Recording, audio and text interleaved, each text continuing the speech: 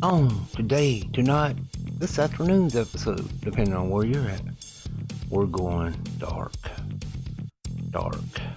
I am your host with the most, Big Daddy Bam Bam, aka that Chicken Wing, and tonight we're talking about the Darknet, that deep, dark, mysterious place, and how it could get you some information or some trouble. Stay tuned. Hello and welcome and enjoy the show. If you don't know, man, you're on the free show. And like I said tonight, or today, evening, morning, wherever you may be, we're talking about the Darknet. That's the reason I got it all dark in here. Well, yeah, I decided I was going to do something dark. That way it looks kind of more, I don't know, clickbait. Yeah, something like that. Anyway, so first thing we need to talk about here is our great independent. Oh, Lord. We need to talk about onions. No, not those great, gorgeous, golden round things that brings tears to your eyes, but the internet onion. Now, what is an internet onion? An internet onion is virtual, just like everything else on the internet, pretty much virtual. When you go to the internet and you type in something, let's say you go to YouTube, pow, and you type in youtube.com, your computer sends out a little message, goes, hey, I'm looking for youtube.com. It goes to another computer. That computer is called a DNS server, domain name service. It'll say, oh, youtube.com will be this IP address. What an IP address is it's a list of numbers that tells exactly what computer to go to next. So what the onion does is it goes to these different computers, going to a website. It goes, and there's different layers. Instead of just having one file going out going, hey, I need youtube.com, it goes through different layers. So the first computer will pick it up, and there's only one layer for there. The next computer picks it up, and there's another layer. And by the time it gets to youtube.com, it's into the bottom layer. So it kind of hides you. You go ping, ping, ping, ping, ping, ping, ping. The onion, just each layer tells it to go somewhere else. And theoretically, that means they cannot find your traffic. They cannot find your IP address that says where was the original computer until it goes through all the different layers and sends back through all the different layers. That way, they cannot find you, supposedly. If they want you bad enough, you're doing something really messed up on the Darknet, the government will find you. If you don't believe me, look up Silk Road and see how long it took them to shut that booger down and where the operators and owners are today. So, anyway, we'll get into this. First thing you need to know, as you're going to send out this little onion across our great internet, first thing you're going to need to do is your Tor browser, Tor browser, and you're going to need to set that up. It sets itself up, and as you can tell, when you're using the Tor browser, because that's what I'm on here, it's going to ask you, you're not a robot, you're not this, and you're going to have to go through the whole process to prove that you're not a robot before you can use anything, it seems like. And of course, you got to go through this whole process. And that's just so that people can't keep using robots to do stuff. And it is a process, man. As you can tell, it's a process. Okay, so what we'll do, just because it's been a booger head, it's always a booger head. We'll just get off of there real quick, and we'll just go right over here to our regular internet.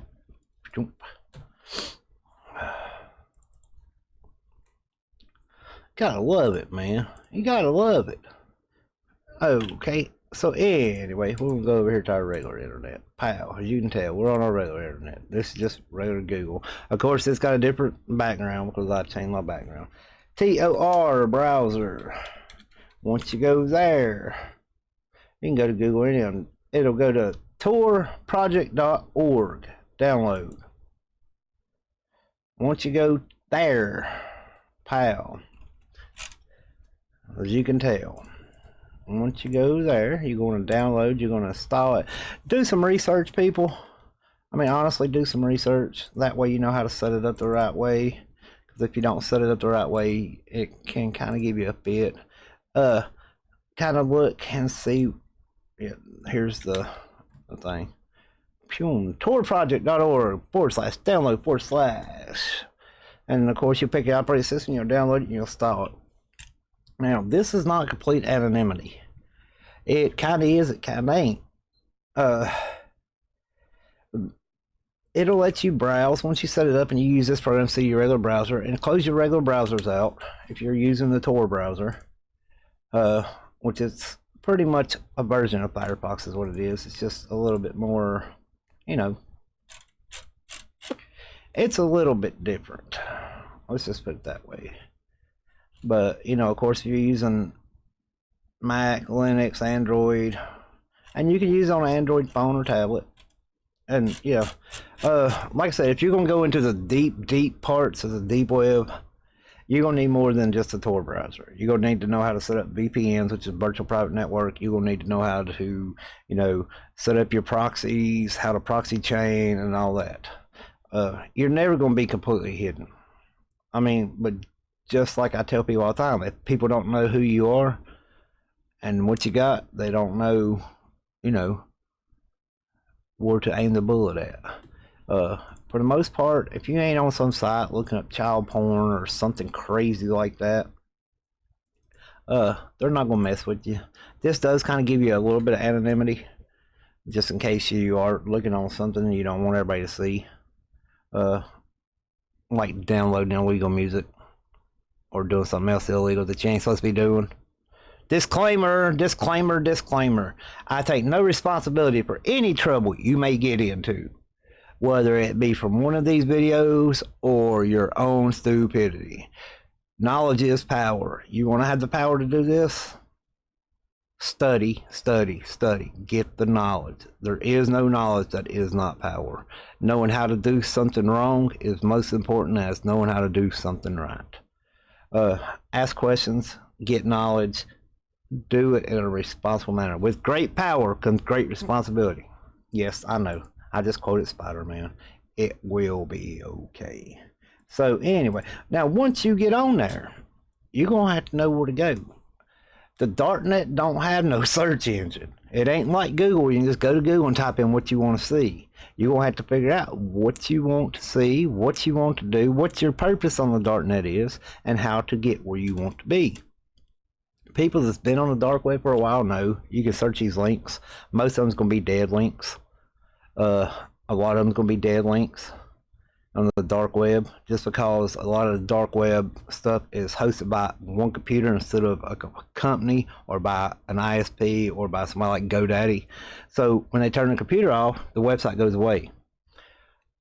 That's a good thing and a bad thing. It's called a relay. Sometimes multiple computers will host the same one, and depending on how your onion tells it to act, depends on which computer you go to. It'll send out the request for the DNS. The DNS will go out to one of the relays on the dark web, and then depending on which one's up or down or closest to you, you might be able to get that website, you might not. And it's a different thing. There ain't no .coms or none of that on the Darknet. .net, .coms, none of that. You can find them every once in a while. You can still search the regular web using the Darknet, and that way whenever you go somewhere, you know, the ads can't see you, the people can't tell you your IP address, so you don't, you know, don't ever put real information in on the Darknet.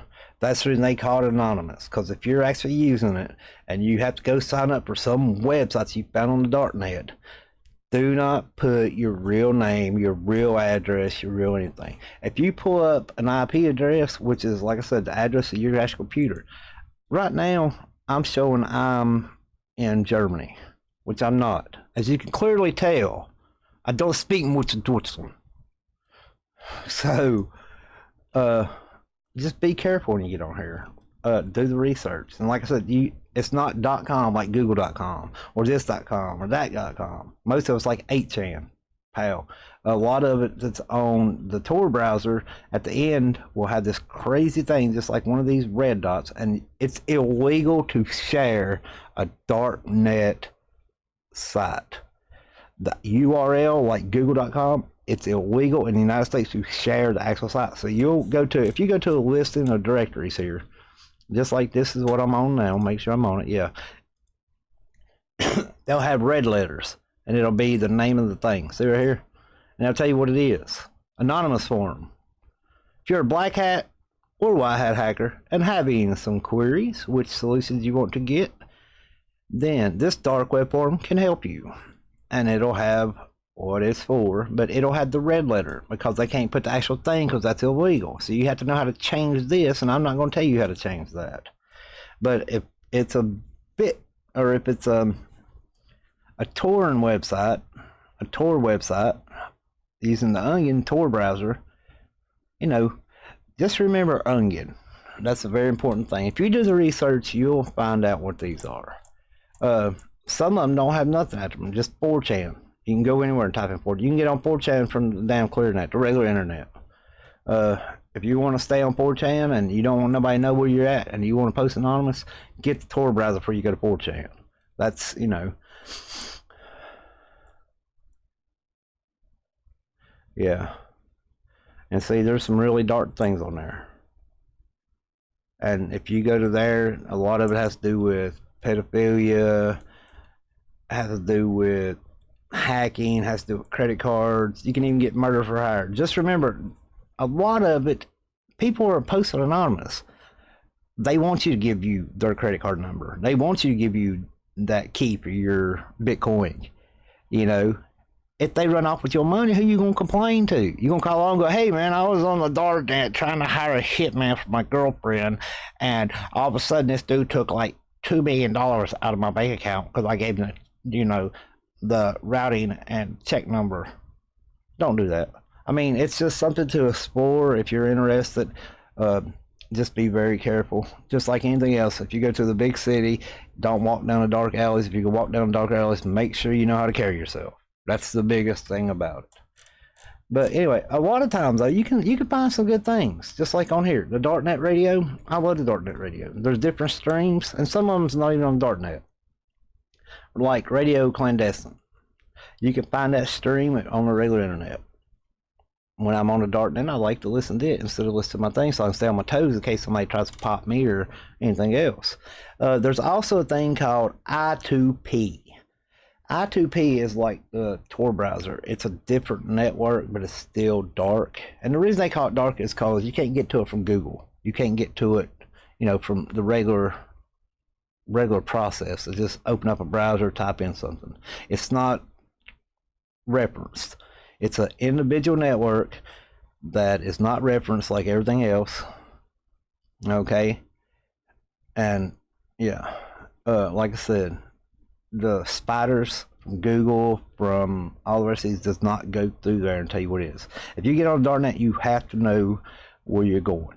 First thing you're going to need to do is find a list of forums, find a list of links, whatever, kind of go there. Once you've been on there a while, you'll get a reputation. People will know who you are in certain forums once you talk to them. They'll know by the way you talk and the way that you share things and everything else, especially what forum you're in. Because there's a lot of forums, you know, I'm from the days of the bulletin board where you actually had to pick up your phone, set it on a modem, and dial a college. And then you got to talk to people. And you was anonymous back in, believe it or not. You was probably more anonymous then than you was now. But you got on a board and you started talking to people. And after a while, between your user handle, if you had a user handle or if you was just anonymous, they knew who you was because the way you talked and what you was saying and the way you was carrying yourself, even though it's just text. Back in it was just a black screen with text. But they knew, you know. They knew not to trust everybody. You don't trust everybody on the internet, period, especially on the dark web. But sometimes you can get on here and listen to music just like Prince and Miles Davis. Beautiful Night Jam.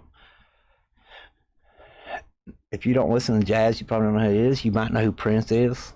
He wasn't always known for playing jazz. He was known for pop. But he did do a lot of jazz sessions. And there's a lot of people that you can't find that on the internet to listen to. So, yeah. Just be careful. Do your research, do your homework. You know, don't let it get you in trouble. If you want to do it anonymous, you want to kind of see what it's about. You know, that is a way to, you know, if you're paranoid and think the government's watching you, that's one way to keep them off there. Depending on what level of paranoia you are, depends on how much you want to study it and how much you want to stay anonymous, how you want to set up your relay network, how you want to set up your VPNs, how, you know, learn what a ping is, learn what IP is. I mean, knowledge is power. I've just been in this since back in the day when I was a phone freak. So, you know, but if you want to go on Darknet, you want to see what it's about. Pirate Cove, one place a lot of people go on Darknet. They don't go anywhere else on Darknet except Pirate Cove to download music for their collection. That's a good thing. And of course, you can't get on there unless you're, you know, they shut the original one down on the regular internet, but you can still get on the Darknet one. So that's one of the other things that you might think about. You know, what do you want to do? What is your reason for going on Darknet? I'll help you any way I can, as long as it don't involve child porn, murder, something that's, you know, I'm not comfortable with. I mean, it's on there. Anything you can imagine is on there. Everything from buying drugs to murder for hire. And like I said, you go on there and get a murder for hire. There's law enforcement agencies in the U.S. and Canada that do go on the Darknet and pretend like they're murder for hire.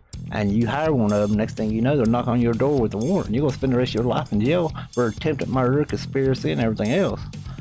Just think what you want to. If you give me a good enough reason and you can explain to me, articulate. I've got a buddy who's a police officer. He says, you can do anything you want as long as you can articulate to the judge your reason behind it. If you can articulate to me why you want a Darknet, I'll help you. I'm always here to help. Knowledge is power. I'm not a greedy, power-hungry politician. I'll help you. I hope y'all like my new background. This is the same background. I just kind of changed the lights out. Made it a little bit darker.